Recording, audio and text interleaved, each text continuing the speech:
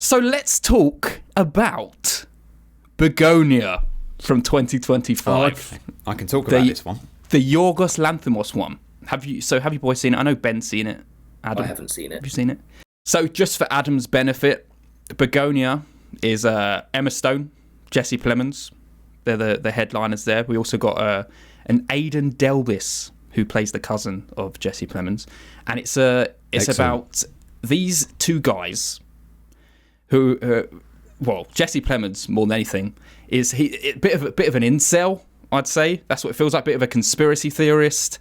And he's basically laying it all on thick with this cousin of his who is autistic. Let me start up front. Aidan Delbis, amazing actor. I've never seen a more like realistic. Well, it's realistic because this guy is actually autistic. He's just the sweetest guy, and you can feel like he's just been manipulated to get to where he is. But it was just a really honest and beautiful portrayal of autism in this film, which first off, let me just get out there. But the film is about these two guys who have a massive grudge against like the corporate elite, and especially Jesse Plemons has this idea that possibly everyone in these big corporate elite companies are actually aliens, and it's a massive conspiracy theory like wrapped around this idea. And he has an idea to take Emma Stone hostage to try and get on the mothership. That's the idea of the film, basically. He's like got her held up in a basement, covered in this cream, because apparently their bodies emit some sort of telepathic signal that can go back to the mothership. And it's just a really shaves all her hair off as well. Yeah, shaves her hair off. Yeah, I thought up front that okay, I kind of know what this film's going to be, and you kind of feel like you have the measure of it. And the interesting thing about this film is that I think there's people experience it differently. I know, Ben, you experienced it in a very different way because you were gelling with the core of the idea, and I was more needed to be won over by the core of the idea. Yes. But then come story's end, the end made the film for me, where it kind of crippled the film. All right, so pause there a minute, Paul. Based on what you've just heard there, Adam, if you're watching that film, what do you want the ending to be? And we won't tell you what it was, but what would you want the ending to be then? Well, I guess it's kind of in weird ways going to be an anti-capitalist film. It's going to be like the system and like that whole. It's going to be like you've seen a thing on YouTube and they're trying to like pull back a tinfoil hat. I feel like that's going to be kind of the basis of a film. So yeah, I kind of, if it was, I want you to like a bit like the Matrix. If they kind of give you the pill and you get to see everything that is happening, like it almost to be real, and he's seen inside the curtain. And there actually is this weird underground. Like there actually be more something behind it, not just him being a bit insane. So you do want there to be some interesting. Okay, yeah. Well, fair. Well, that's kind of what you're getting a little bit of, because you kind of there's never a definitive for 3/4 of the film of what's actually going on, and whether like there's glimmers of maybe a little bit of what he's saying might be true, because like the way she's saying something, and then suddenly you'll be like, oh no, this is ridiculous. Why am I even going down that route, kind of thing? And I think that's what kind of makes it interesting. Is when you delve into these kind of conspiracy theories online, you do go down those routes, you do go down those rabbit holes, and then also you suddenly have to step back and be like, no, what am I doing? This is ridiculous now. It's like, yeah, but it's a Yorgos Lanthimos film.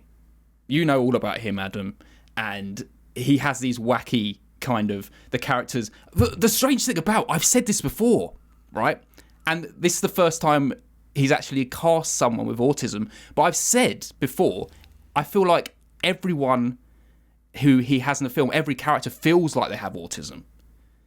And this is the first time that he's actually cast an autistic person.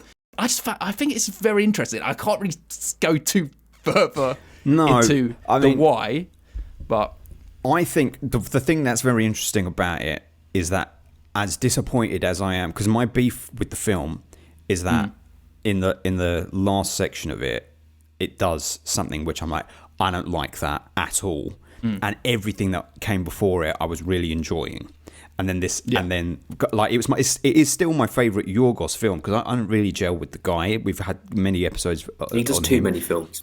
He's done like 4 films in the last 2 years. I ain't got a problem with that. I ain't got a problem with that. I think he puts his heart and soul into it, and I don't think he's a shit filmmaker. I think he's a bit, well, whatever. But the ending is very Yorgos, and that's what's jarring for me. And I have a theory which I haven't seen online, and it's the only way that I can enjoy the ending. Is subtle enough to not be a spoiler. Which is there is a head collision moment, Paul. You'll know what I'm talking about towards the end.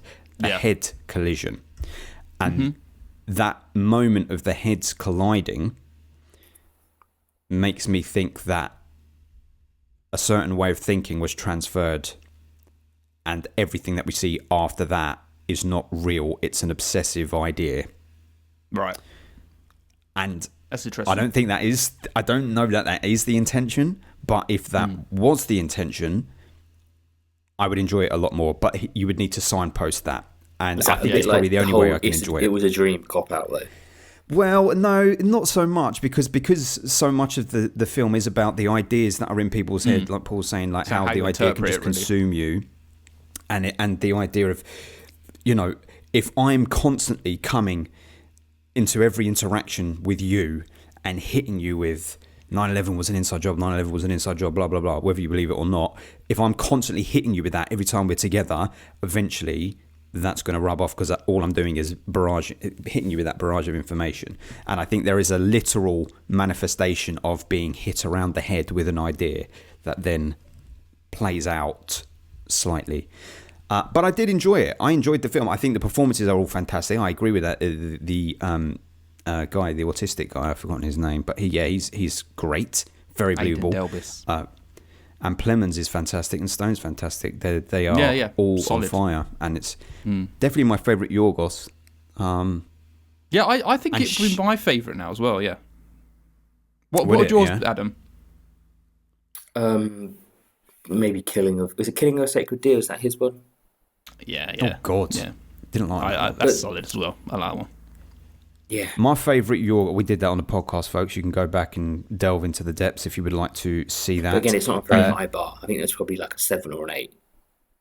Right. Yeah. It weren't like he's popping out 9s and 10s here and there. Yeah, they're all never given interesting. it I'd rather watch his films than like a Wes Anderson film.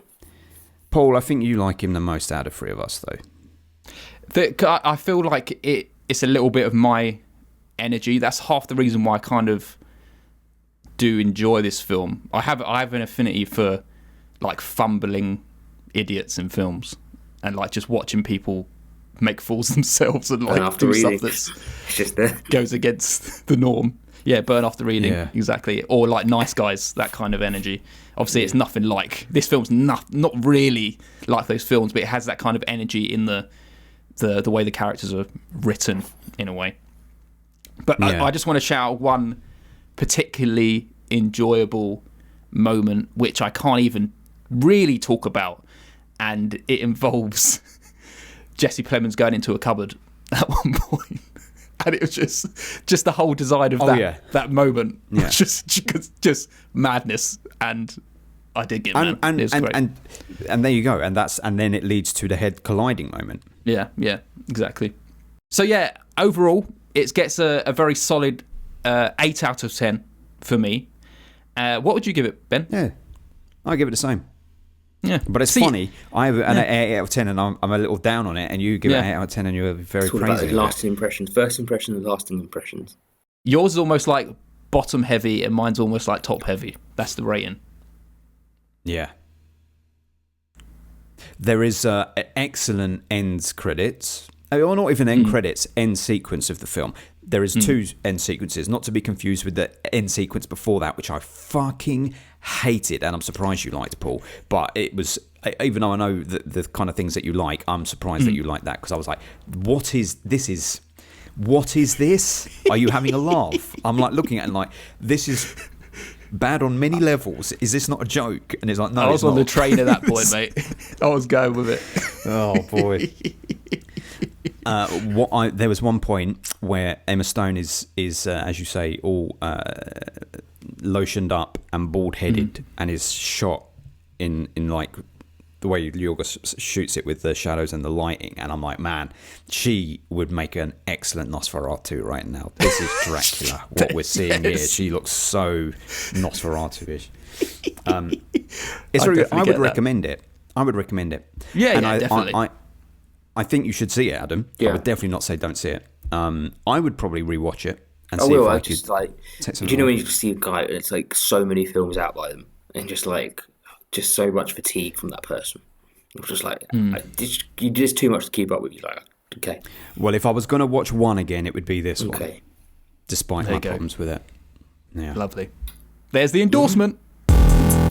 Fieldbuster.